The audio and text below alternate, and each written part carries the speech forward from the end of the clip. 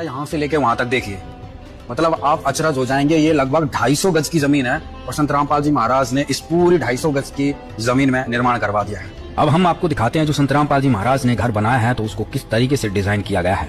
घर की सुरक्षा के लिए बाहर एक मजबूत 6 बाई 10 फीट का लोहे का मुख्य द्वार लगाया गया है। घर के अंदर प्रवेश करते ही एक बहुत बड़ा खुला आंगन है जिसे पूरी तरह से पक्का किया गया है ताकि यह सुंदर दिखे और बारिश के समय में यहाँ कीचड़ न हो।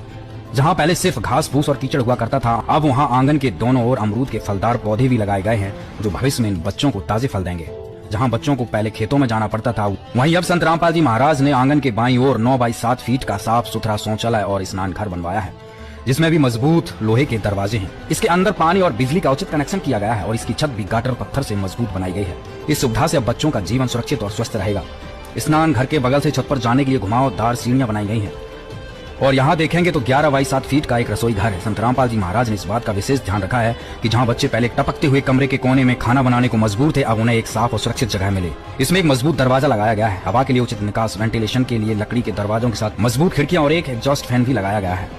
रसोई का सामान रखने के लिए एक उचित स्लैब बनाया गया है। रसोई में पानी और बिजली का कनेक्शन है और यहाँ देखेंगे संत रामपाल जी महाराज ने तीनों भाइयों के रहने के लिए 10 बाई 11 के 3 कमरे बनाए हैं ताकि जो बच्चे पहले एक टूटी चारपाई पर एक ही कमरे में सोते थे, अब वे आराम से एक एक कमरे में रह सकें।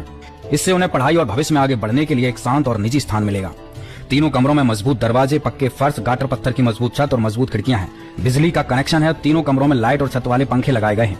अतिरिक्त सामान रखने के लिए कमरों में टांड और अलमारी भी बनाई गई है। तीनों कमरों के आगे 24 बाई 8 फीट का एक खुला बरामदा है जिसमें भी पंखा लगा है। फर्श पक्का है और गाटर पत्थर की मजबूत छत बनाई गई है।